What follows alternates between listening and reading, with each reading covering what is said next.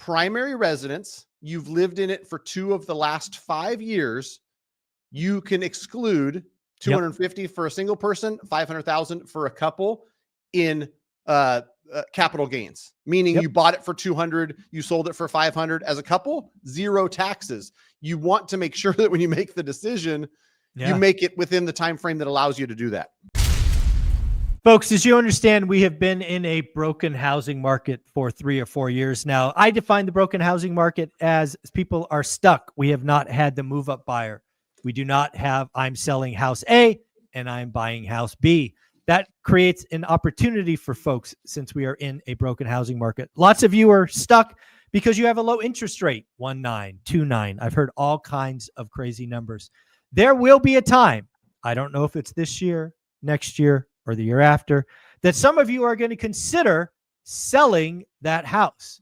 I actually want to propose a question.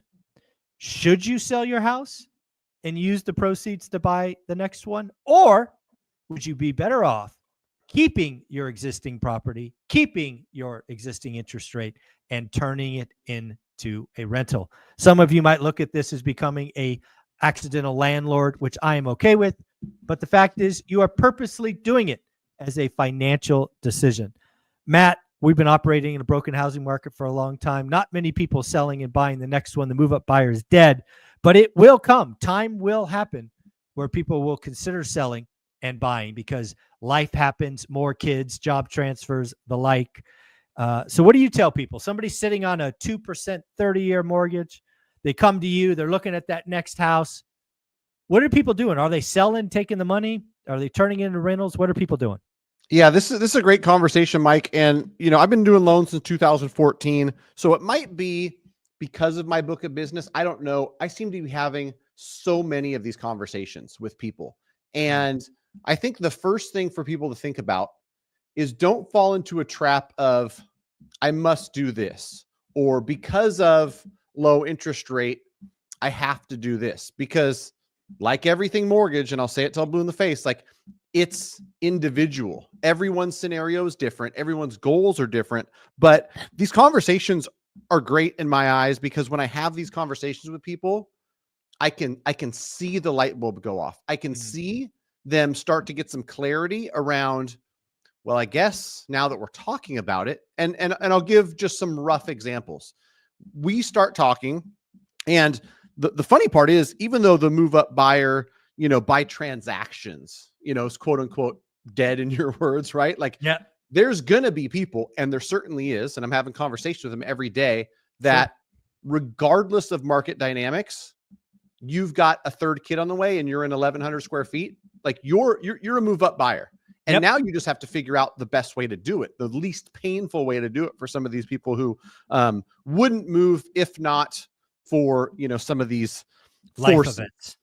Life events. And so, as an example, I talked to somebody and, their thought is, since I refinanced to 2.75% on 30-year fixed rate money, and that's such an asset, which agreed, I think both of us agree that's an asset.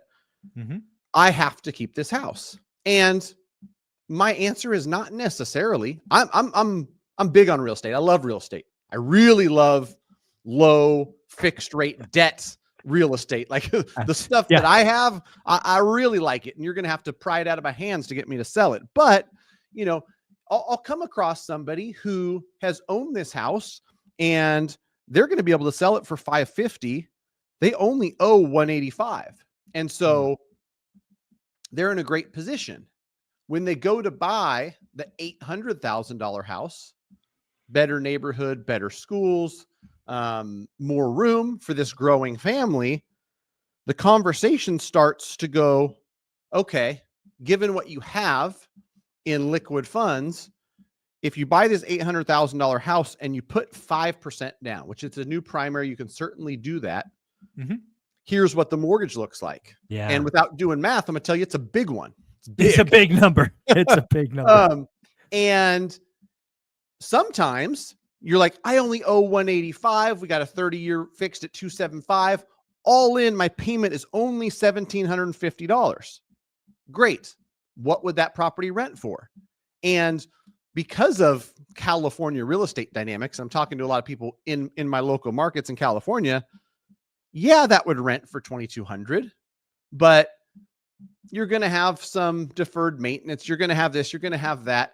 That thing might kick off $200 a month when all is said and done, even if you've got a $450 spread between rent and payment, right? You got to account for vacancy and expenses. And so you've got the choice of extract $300,000 in equity, throw that towards a new mortgage, which, what was the math I was doing recently? It's probably something like $2,000 a month that you're going to save. You know, it's probably $650 a month per 100 grand or something at today's rates. And so if you're looking at a new mortgage and wow, taxes, insurance, everything is $6,000 a month, that's heavy. Mm-hmm. Or extract the equity and throw it down. And now that new mortgage is $4,000, which feels a lot more manageable. How bad do you want to struggle for the sake of, and here's the rub, Mike. I'm not going to answer that question for people because on the other side of that, 20 years from now, that property's worth $800. It's paid off. It probably rents for $3,000 a month. It's great 30 years from now. But really, honestly, when I talk to growing families, you've got to make some long-term decisions that are for the good of your family, and, you know, savings and staying out of debt and all that stuff is great. But sometimes, people peg themselves into this corner where I've got to keep this house because it's got a 2.75 interest rate. And in some of these cases, it's just like, why put yourself through that pain, and why put yourself in the mortgage that's going to feel like a big weight?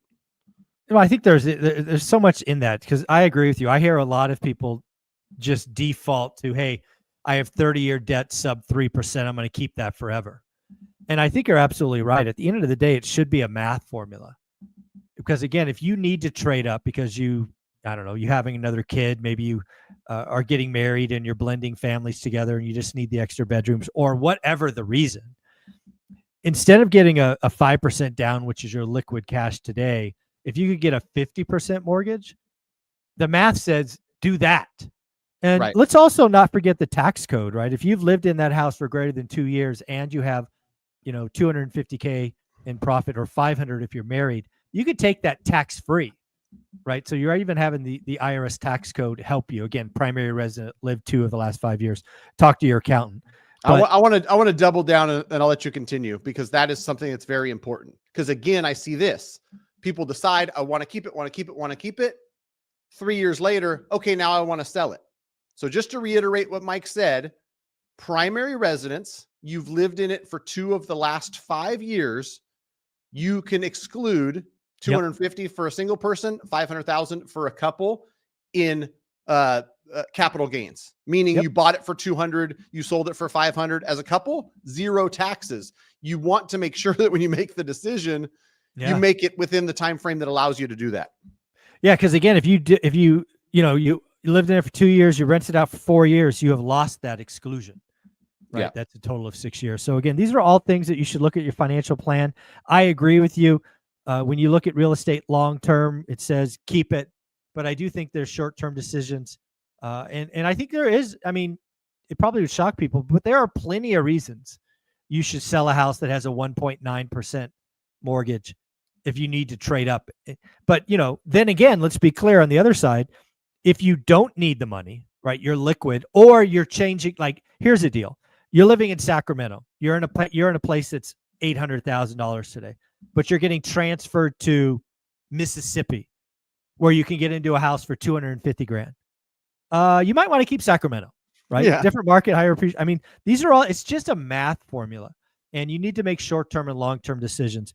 Do not simply say, thou shalt keep house and rent because of lower mortgage. It's more complicated than that. Yeah. And it depends on the house too. Some people are like, oh, that's cool. I can put a low down payment on the new one. I keep this old one as a rental. Some of your past primary residences don't make good rentals. Yes, they're just in an area where, wow, this thing is worth 900,000, but it won't rent for more than 2,800. You Crazy. can probably deploy that 300 grand in equity into two different houses that each, provide cash flow versus this one. And so that's part of the consideration too. It's not just me have low debt, me keep house. There you go. Folks, at the end of the day, you got to work with the professional that's willing to have these discussions with you, get into the details. Matt, where should people go? Go to greatmortgagebroker.com, fill out the form. We're licensed in 48 states and we're happy to help, especially those in the ORaaT community. We're all one big happy family. Love to help you. So greatmortgagebroker.com. There you go, folks. Go there, get started today. Matt, you're amazing. Take care. Thanks, Mike.